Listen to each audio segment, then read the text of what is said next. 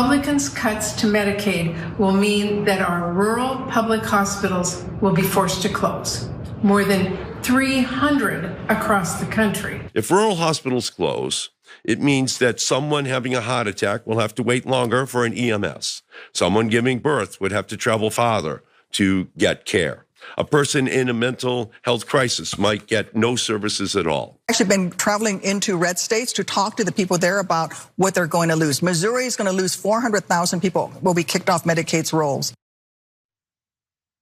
So one of the consequences, the unavoidable consequences of the big bill that Donald Trump and House Speaker Mike Johnson, the Republicans, are now debating, in addition to all the other terrible things it's going to do, is it is going to lead to a shutdown of a critical number of hospitals. And they're going to be everywhere, but disproportionately in rural parts of the country. Now, I know that MAGA is not going to initially be worried about that because, as we all know, the rural parts of America are filled with godless Antifa commies. But I personally think that those hospitals closing down is a bad thing, and it's not being talked about nearly enough. But now we do have multiple senators trying to spread the word. Murray, Markey, Duckworth, all talking about it.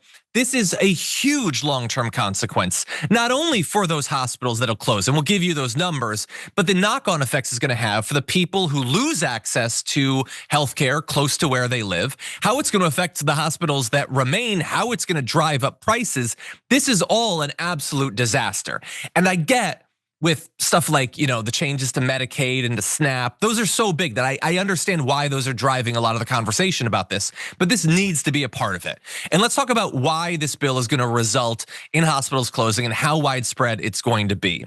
So the Senate is currently debating these cuts to the provider tax, a way for states to get more federal funding for their Medicaid programs, along with House cuts. And they've analyzed that at the American Prospect, that it will lead to 11 million fewer people on the Medicaid rolls, deeply harming the 700 plus rural hospitals already at risk of closure.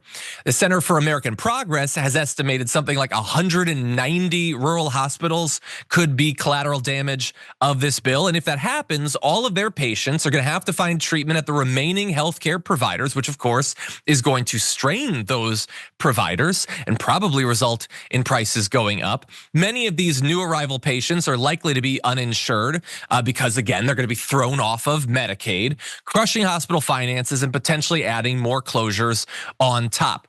This is terrible. Now, look, we are already in a period of a lot of hospitals closing down. 36 closed between 2020 and 2024. 16 more have already closed down this year. This is already terrible. This is a problem to be solved, not a problem to be exacerbated in your never-ending quest to give tax breaks to corporations and billionaires, but unfortunately that's what they're doing.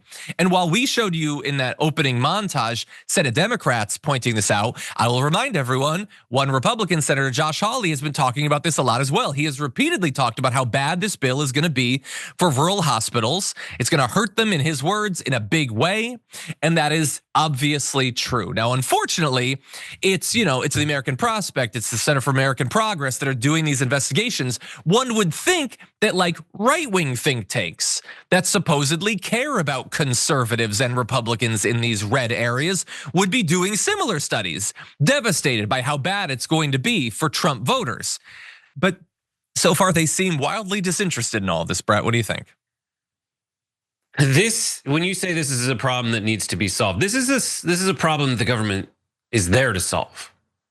Pretty explicitly, right? So you have a government solution or you have a capitalist solution, right? Capitalist solution is great for a lot of things, like how do I, someone's gonna make money off of these fluffy slippers that I use and they're very comfortable and incidentally clean my floors, and whoever invented them should be a bajillionaire. But there are certain things specifically in rural areas that the government needs to step in because the capitalists can't find a way to make money off it, right? Capitalism says these people should die unless they get rich enough and find enough money to pay me enough money for it to make sense for me as a capitalist system to go in and make money off these people dying. And To be fair, capitalism is really good at that because the American healthcare system is a lot different than the European healthcare system in that they are so shameless. They will, if they can, find a way to bring you within a brink of an inch of two things: death and bankruptcy. And they're all out of bankruptcy. You know what I mean? They don't really care much about the bankruptcy. As long as you're alive to keep paying them, that's it.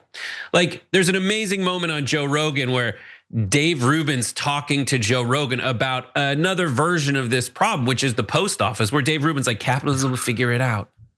They'll find a way. You know, the FedEx is much better than the post office. And Joe Rogan's like, no, the FedEx doesn't deliver everywhere because it doesn't make sense.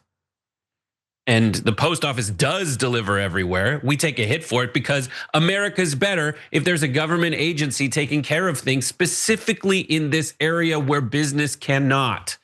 Now, in the scenario with delivering letters, that's okay. Maybe that's not as high stakes as what these guys are now getting into when that slippery slopes makes its way to Medicaid, which is delivering babies. Delivering people to the hospital, getting people care, delivering medical care that could save someone's life. And it feeds into this very dangerous narrative, if you're a Republican, that they're giving us more evidence to prove, which is they don't care about life as soon as you're out of the womb. They'll let you die because there's not enough money in it for them to let you live. Yeah. No, it's a great point. And we argue that sort of thing in lots of topics constantly on the show and across the network. But this is a big bill that's going to sort of make those trade-offs in a lot of different areas. And thankfully, there are some people who are pushing back against it. Again, we're going to have to wait and see if it's enough of them on the Democratic or Republican side.